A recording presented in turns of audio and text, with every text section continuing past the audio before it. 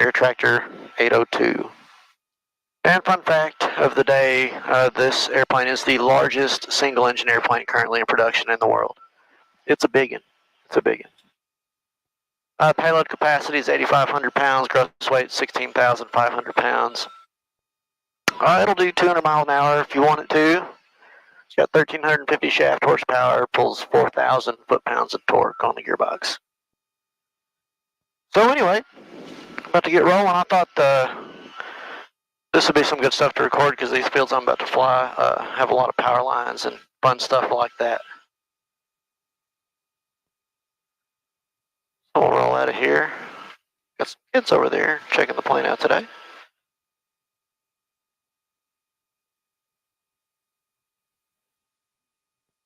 Be nice and wave at the kids there. Kids like airplanes, it's just a fact. Here's what I got to do here, pop out on the runway. I'm going to pull up my job in this computer. And we load all the fields on a jump drive. We put it in our computer. It cuts out a lot of time, a lot of guesswork. All the fields pop up on my screen. I know exactly where they are, and I don't have to fly around and memorize all the borders because I'm tying a bunch of these together. Makes things a lot easier. Make sure nobody's coming.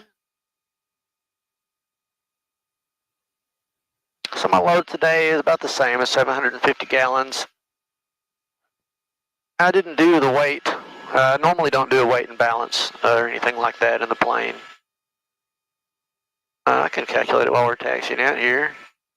Water's 8.3 pounds per gallon. I got 750 gallons of it. That's 6,225 pounds of water in there, and I've got about 160 gallons of fuel, which is 960. That's a 7,100 pound load right now. That's not too much. This plane, it can handle it just fine. This runway I'm taking off of is 3,300 feet long. I don't know how wide it is, but it's 4 times as wide as I need it to be. I don't really have a pre-takeoff checklist. Just make sure my prop's forward. Make sure I've got enough fuel to do the job.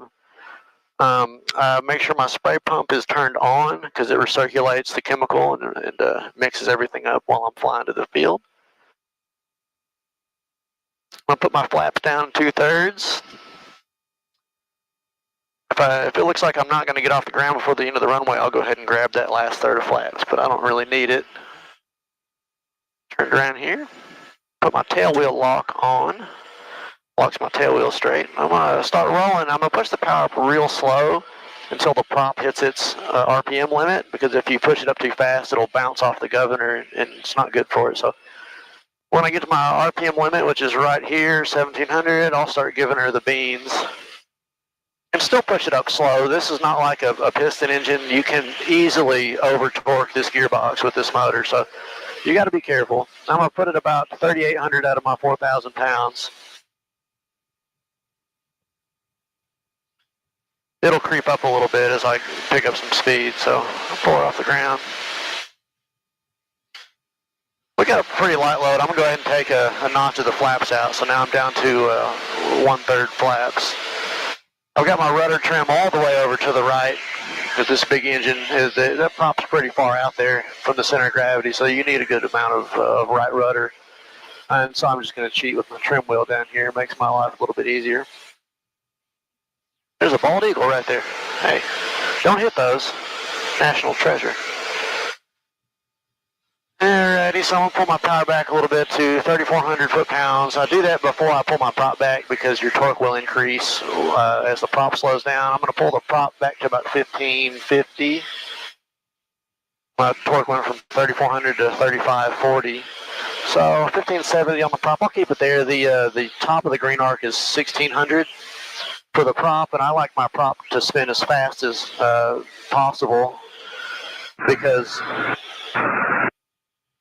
propellers are more efficient at higher RPMs, and also I think the kind of flying we do, a faster propeller RPM is probably a little bit more suitable. So I've got the other pilot I fly with, Lance, he's out here spraying these fields right next to me, so I'm going to have to talk on the radio a little bit. He's currently right there in front of me, spraying. Square over here, head off. Square, but they ain't square. Hey Lance, I'm north of you about a mile.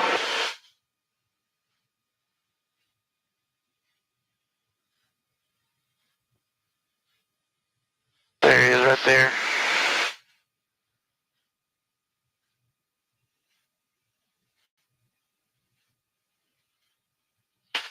So the sea of cotton in front of us, both of us have to spray about all this today. These guys turned in about 5,400 acres. It rained a lot, and they can't get in with their ground rig to spray it.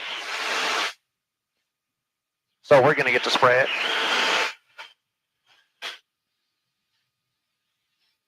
And what I'm going to do, I've got about, probably 2 miles of field to spray right now. I have my radio down if you said anything.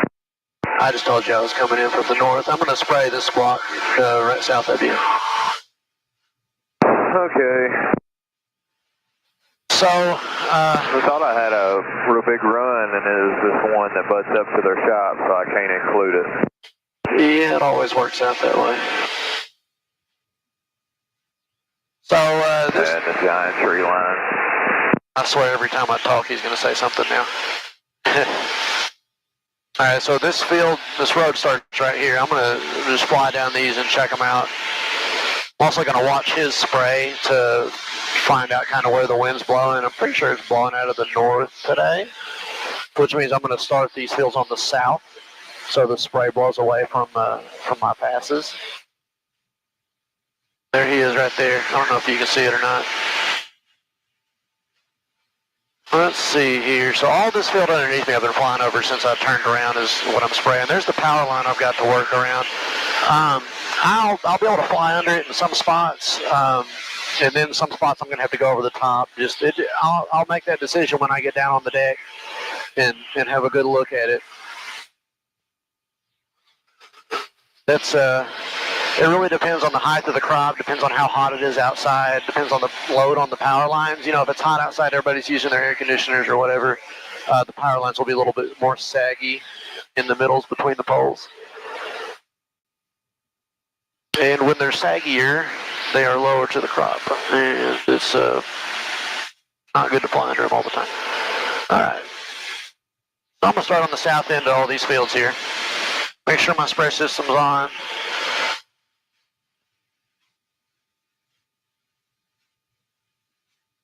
I've got everything set already. Pop my A right there. So on this set of wires I'm coming up on, I will go underneath them right here. There they are right there. And underneath we go. Watch out for guy wires coming off these poles. That's a really important thing. That's kind of why I'm a little far away from them, just in case I missed one. This is a big long run, and it's hard to catch everything right away. Go ahead and hit my B line right there.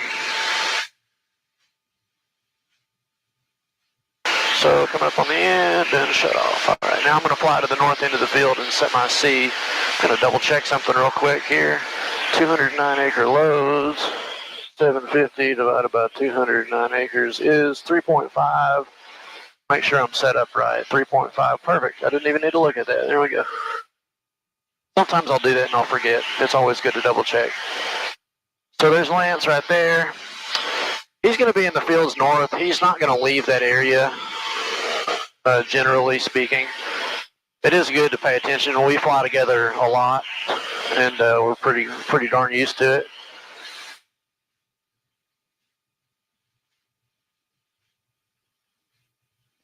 So I set my lineup a little crooked. Either that or these roads on either the north or south of this field aren't exactly straight, which is typical. So it looks like I'm going to kind of venture off over here to the left and not going to get to spray this whole pass, which is fine. I'm going to peel out when I get up to these power lines anyways. Yeah, I'm going to go ahead and shut it off right there. There's Lance.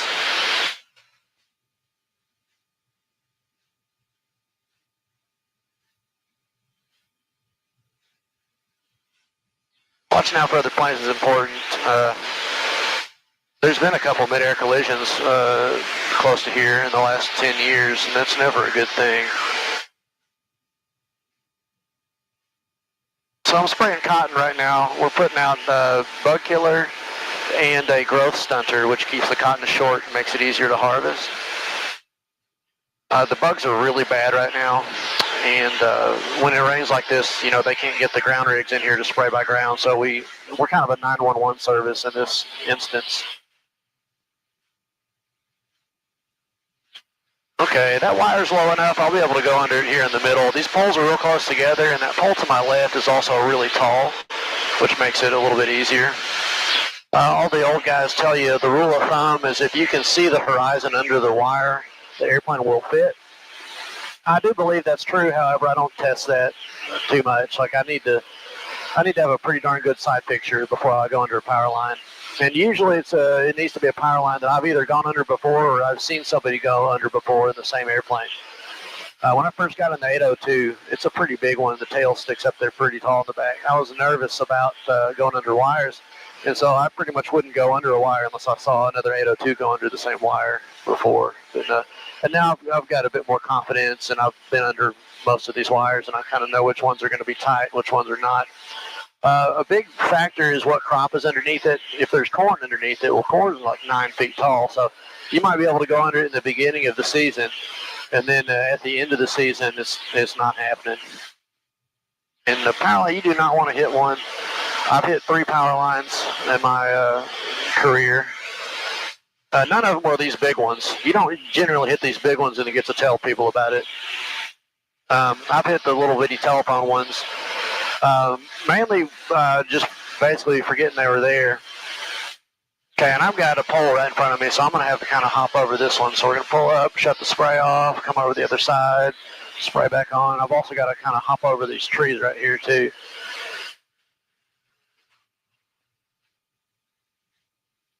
All right, that wasn't that bad.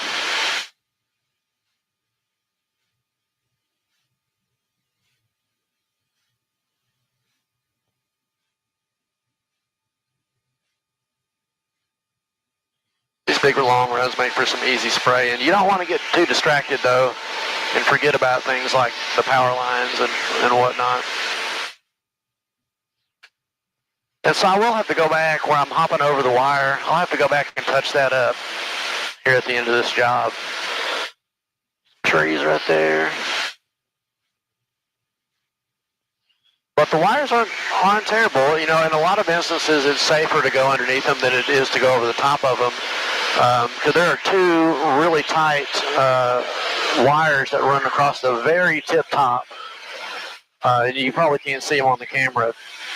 But if you catch one of those, when you're pulling up over it, if you judge it wrong and you catch one of those wires, that's very, very bad. And we do have wire cutters on the landing gear. It's just like a triangular piece of really hard metal, and it'll cut the wire. But, you know, you don't always hit it with the landing gear. Sometimes you hit it with the prop, in which case, if it's a hot wire and it arcs, you'll have to tear the engine down. It's about a minimum of a $50,000 inspection if you do that. I've got to make sure you didn't magnetize the turbine. And so sometimes going underneath it's safer because it's easier to judge whether you'll fit under it sometimes than it is to judge when to pull up over the top of the wire when you're doing 170 miles an hour. Some of these trees I'm looking at to my left, the ones directly to my left, that's a little bit too tall for me to hop over, so what I'm going to have to do is pull up over that tree and then do a circle and then dive back down the other side. And I'm coming up again on that pole. It looks like I probably squeezed through. I'm not going to take a chance. I'm just going to scoot a little bit here to the left and not hit the pole. There we go. That was actually right where I needed to be. Hop over this little tree right here. Go back down the other side.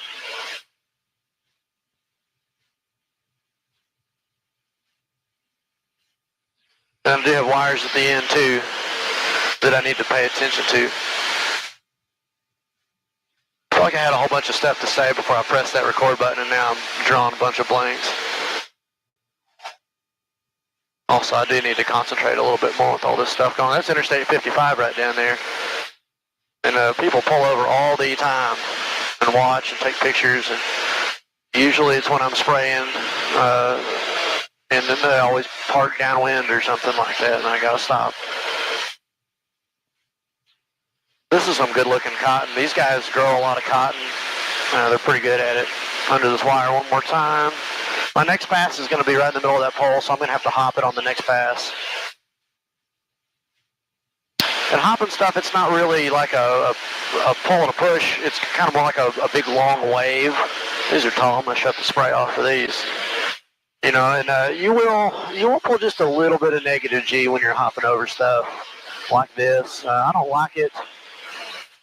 I got my lid closed on my coffee this morning, so it is what it is. But it's a lot better than having to do, you know, pull up over stuff, do a bunch of circles, and then dive back down on the other side.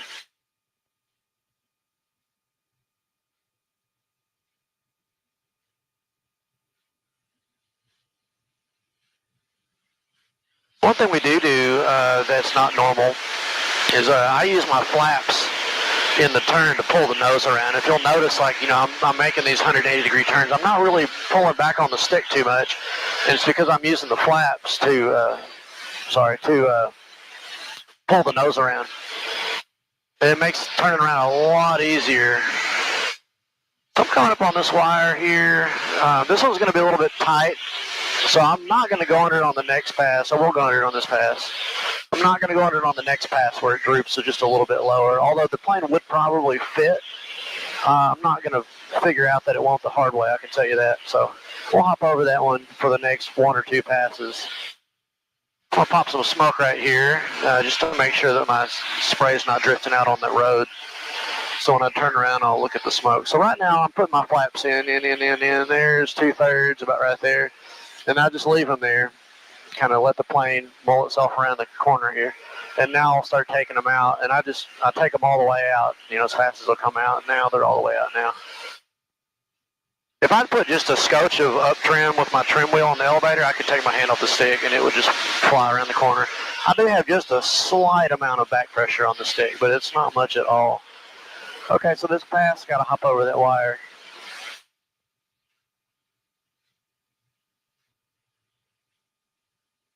And spray off, and coming down the other side, turn the spray back on there. I'm going to do the same for these trees. These trees are a little bit too tall. Typically, we don't like to leave our spray on, pulling up in the air. Today, particularly, the wind is almost completely dead. So it's a little bit better, easier to do it today. It's like the chemical doesn't drift off real far, but it's just not a good look, you know. So it just depends. That, you know, if the trees are a little too tall, we'll shut the spray off. You know, if they're not too tall, we'll leave it on, depending on what we're spraying. My wife's calling me on the phone, but she's just going to have to wait. So we've got a Bluetooth interface in our helmet, you know, for music. I can take phone calls. I can do all that stuff. So this tree is what I was telling you about. It's a little too tall to hop, so I'm just going to pull up over it, make sure Lance isn't over here. He's not. I'm going to come around this way. There's a big old tower over here, too, right in front of me. Don't forget about that guy. Dude, that's the farmer shop that we're spraying right there. That's their tower. And I'm going to make another turn, and we're going to dive over the other side of that big tall tree.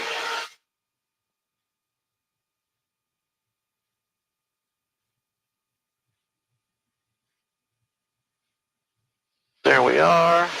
Come on right down into the field. Spray on. There we go. Boop, boop, boop, boop, boop. These GPS systems, sometimes when you pull G's, it messes up your cross track. And it'll go off by like 15 foot until you stop pulling the G-force, and then it'll go back to where it's supposed to be. It's kind of weird.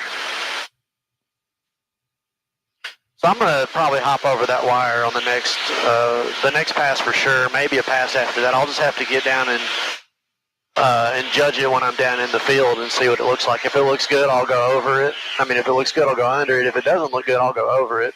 And that's a decision. Once you make that decision, you've got to stick with it. You know, you cannot at the last minute decide you're not going to go under that wire. You know, at a certain point, you're 100% committed, and you just got to go with it.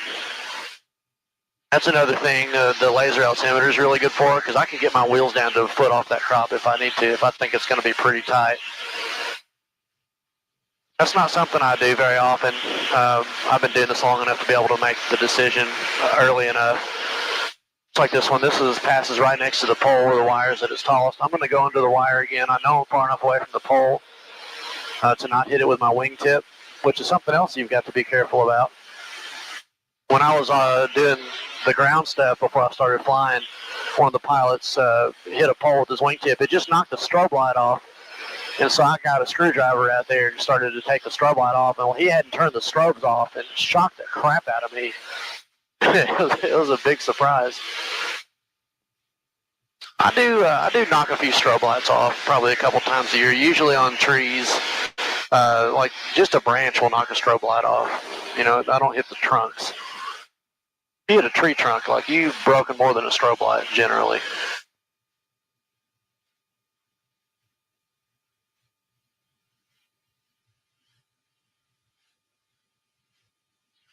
I'm double checking my boom pressure, make sure it's where it's supposed to be and all my stuff is still working. Constantly on the lookout for other airplanes. Lance and I talk on the radio, and we know where each other will be, because he's actually about to join me on this job over here and take some of these loads and spray some of these fields with me. Sometimes we'll spray the same field at the same time together. Other times we won't. It just depends. But anyway, not everybody out here has got a radio or is on the frequency that we're on, so you always have to double check, because it's pretty easy to get distracted in these. You know, you could be looking at your maps flying across, and if you're not flying high enough, when you're ferrying from field to field, well, you could be down in harm's way. Because, you know, when we turn these planes around, you know, we get up to 400 or 500 foot, sometimes higher than that if you're really hot dogging it. So I'm 500 foot right now. So I need to make sure to see anybody that's going to be flying across here, because they might not always see me. So that's one thing we're looking out for big time. It's just a constant, you're constantly evaluating your environment and looking for changes, wind direction changes, looking for tractors going out in the field, trucks going out in the field. You know, sometimes people be coming to do stuff and they don't know you're spraying the field right then. Oops, I'm out. Turn my pump off. And that's something you got to watch out for. Let me roll out and make sure Lance isn't right here. He's not. Alrighty. Let's go land this thing. The wind isn't blowing hard enough to really make a difference in which way I land. I'm going to land from the south here, and that's a bit of a shorter distance from the end of the runway to the taxiway. And I don't like to taxi that much, so I definitely want to try to make the taxiway. However, if I get in a situation where I'm going to have to try really hard to do that, I'll just go past it. It's not a big deal. I don't really have a landing checklist. Make sure my tail wheel's locked. You know, once you lock it before takeoff, you don't touch it. Just want to make sure I didn't forget to do that, because it'll shimmy pretty bad. Make sure there's no planes coming in. Look around. I monitor 1228, and this airport's pretty dead generally, but I still monitor it just in case, because people do sometimes come here. I see Lance down there on the ground getting loaded. It might be lunchtime. It's getting pretty close. I bet we're about to eat lunch. So I'll slowly pull the power back a little bit. I kind of just keep it up pretty high until I get to a point where I know I can just cut it off and glide in. I'm still at 1,500 foot-pounds of torque here, doing 140 on the airspeed indicator. And about when I cross this interstate, I'll cut it back. Gonna do that right now. Cut it back. I put all my flaps in all at once. I roll the trim wheel on the elevator all the way forward. This airplane has a spring that pulls your stick forward when you put your flaps down, because this nose pitches up significantly when you put your flaps in. Come across the threshold about 80 mile an hour. Kind of let her sink right on into the runway here. I will overshoot that taxiway. That's okay. Woo! Well, of course, when you film a landing, you bounce it almost every time.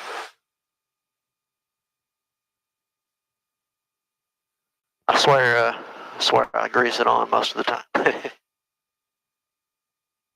Well, that's that. That's a quick load. I'm going to film a couple more today. I don't know if I'll use this one or not. Depends on if I said anything stupid.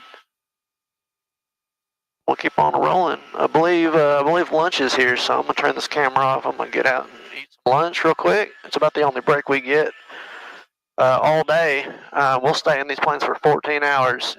We get fuel about every 2 hours, and it takes about 8 minutes to fuel the plane up. So we'll get out and pee, refill my coffee, or get some water while we're getting fuel. But most of the time when we're busy, we got a lot of work to do. We stay in these things all day long, and it can get tiring. It does get tiring. It's not that easy. It's not just sitting in a plane and flying it all day. It's a lot of hard work. But anyway, I'm gonna hop out and eat some chicken. Catch y'all later.